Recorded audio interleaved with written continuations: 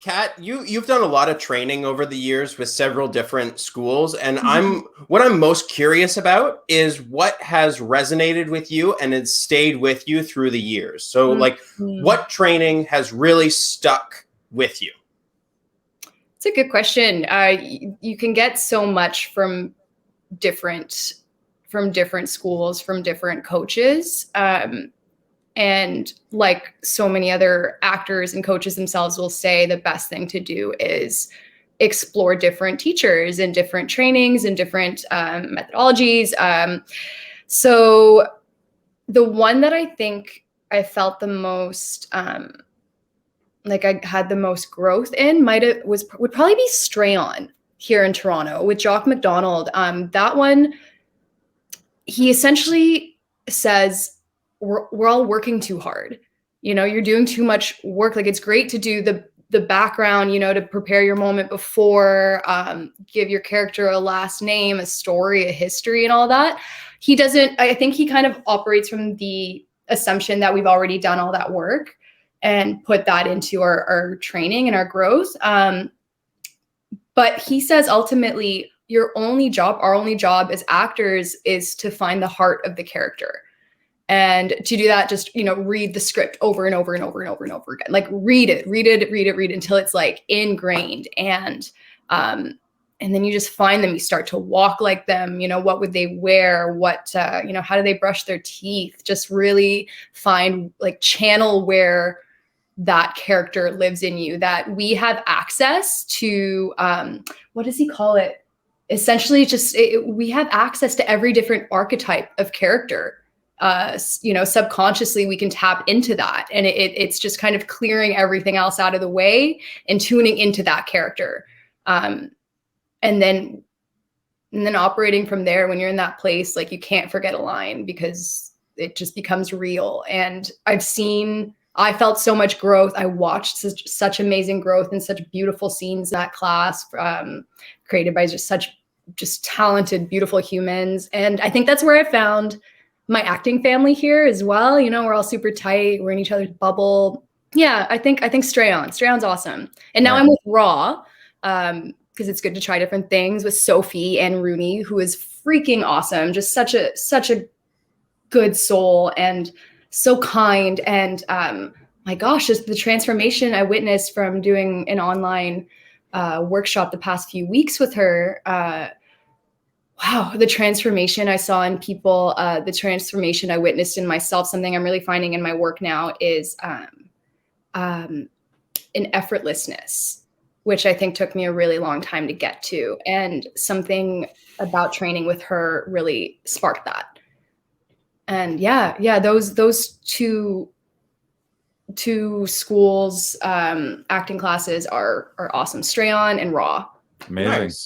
Nice. Is there an exercise or like a small thing you do before every audition or performance that you do, just as a habitual thing? Oh yeah, definitely. Can you show us? Yes, yeah. So I like to shake it out. Yeah. Shake it all out and let it all out, let the jitters out, and trust that if you're feeling those butterflies, that, you know, it's creative energy, so use it. And then centering. I like to center, take a deep breath, and I bring in my Reiki practices, and I'll channel in divine white light through the crown of your head and breathe it into your heart. Hold it there for 3 seconds, and then breathe it down through your root, through a column that goes to the center of the earth, and breathe it down to the center of the earth, and then breathe back in that grounding earth energy. Hold it in your heart space again for 3 breaths, 3 seconds, and then release it back through the crown of your head. And then I like to combine the two, and it's just this like grounded but open and connected, centered heart space that I like to play from. Love it. Yeah, that's also, I literally did pretty much just that this morning as part of Tony Robbins' priming exercise. Yeah, I want to hear all about that. And Matt, his sort of spiritual teacher or healer teacher is Master Ko. who you can also look up to. And it's that similar. It's all just based on the idea of oneness. We're all one. We're all connected. There's a chi, or some people call it mana. Some people call it chi. Some people call it like this ethereal energy, and you channel it through you and then out towards others, to your heart, out towards others. It's awesome. And you feel powerful. You feel amazing. You feel happy. You feel joyful, but you also feel like all of the universe's energy is running through you and to you and out of you for other people. Cool. I like that. That's good. That sums it up really, really eloquently. Yeah.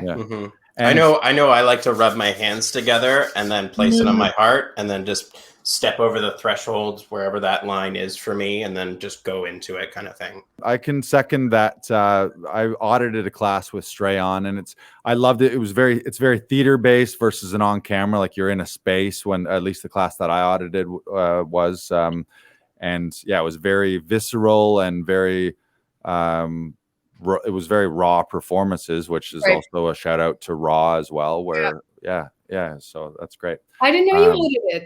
That's cool. Yeah, it was several years ago I audited. I ended up not at the timing wasn't right for me to join the classes for one reason, but I was really impressed and I was really moved by the work that I saw. And the exercise, the learning lines exercise was good, where you just pick it off the page with the scene partner. Yeah, versus some people are like I'm trying to memorize things, and it's like their technique of just getting it into your body and using your voice was cool.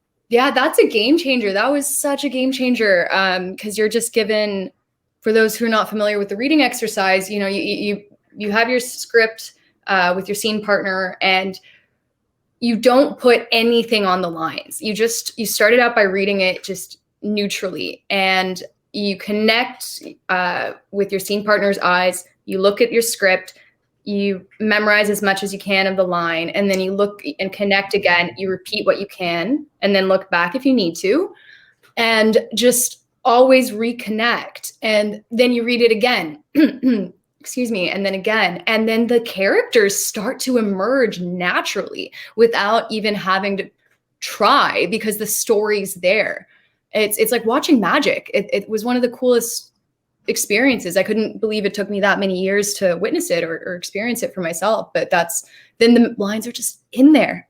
Yeah, the interesting thing, I found it more so, I personally like going through a script and sort of making choices first. What I really liked about that exercise is I found it was a really good exercise in connection with the scene partner. Yeah, because it was very much message sent, message received. So it was like, say it, affect them, hear their line, be affected by it, glance down, pick up yours, deliver it, affect them. So I found it a really good connection with your scene partner. I personally would like normally my first time, I like to have already made kind of some strong choices versus just trusting that it'll naturally. But I like that idea of just, it's kind of organic. So you find it too. So, which kind of mentions to your thought of, it's like kind of different strokes, different folks. There's different teachers out there. You want to find someone that has some kind of system, something that's repeatable, something that you can follow, and something that's all encompassing. But the bottom line is just needs to work for you. It's like, it's kind of when the student is ready, the teacher appears. You know, you find your people that you vibe with. So